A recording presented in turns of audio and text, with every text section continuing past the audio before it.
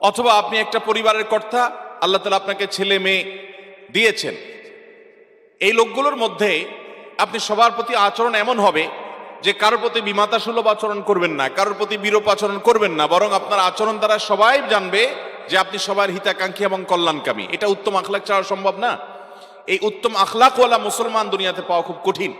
বাহ্যিক লেবাসে পোশাকে অথবা বাহ্যিক আমল ইবাদতে মুসলমান আপনি বহু পাবেন, কিন্তু যার সকাল থেকে রাত পর্যন্ত পুরো দিনে তার দ্বারা কোনো মানুষ কষ্ট পায় না। যদি কষ্ট পায় তাহলে সে যখনই আঁচ করতে পারে যে আমি কাউকে কষ্ট দিয়ে ফেলেছি, সাথে সাথে সে সেটাকে নিষ্পত্তি করে ফেলে, মাপ চেয়ে সেটাকে শেষ করে তারপরে সামনে অগ্রসর হয়। এই মানুষগুলো হলো আল্লাহর কাছে সবচেয়ে প্রিয় মানুষ। আমাদের নবী করিম সাল্লাল্লাহু আলাইহি ওয়াসাল্লাম, তার দ্বারা কেউ কখনো আঘাতপ্রাপ্ত হন নাই।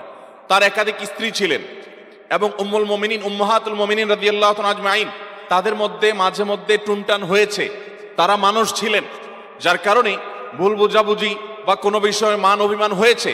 নবী করিম সাল্লাল্লাহু আলাইহি ওয়াসাল্লাম নিজেও অভিমান করে তাদের থেকে দূরে থেকেছেন, কিন্তু কখনো মুখ দিয়ে কোনো কটু কথা বের হয় নাই, কখনো কাউকে আঘাত করেন নাই, কারোর শরীরে টাচ করেন নাই শাস্তি দেওয়ার জন্য। কোনো প্রকার কটু মন্তব্য করার প্রশ্ন তো তার সামনে উঠতেই পারে না। এভাবে তিনি গোটা পৃথিবীর মানুষের জন্য সর্বোত্তম আদর্শ হয়েছেন। আজ আমাদের মধ্যে এই জিনিসটার সবচেয়ে বেশি অভাব। ভাইরা, আমাদের দ্বারা মানুষ কষ্ট পায়।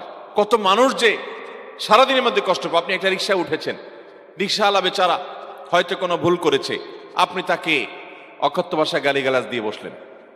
হয়তো একটু জোরে ব্রেক দিয়েছে, কষ্ট হয়ে গেছে আপনার, আপনি তাকে এমন ভাবে বকাঝকা করলেন লোকটা মনে আঘাত পেয়েছে, কিন্তু বলার কিছু সাহস পায় নাই। আপনার চেহারা ছবি দেখে সে ভয় পেয়েছে যে কোনো প্রভাবশালী মানুষ, আপনি কষ্ট দিয়ে চলে গেলেন।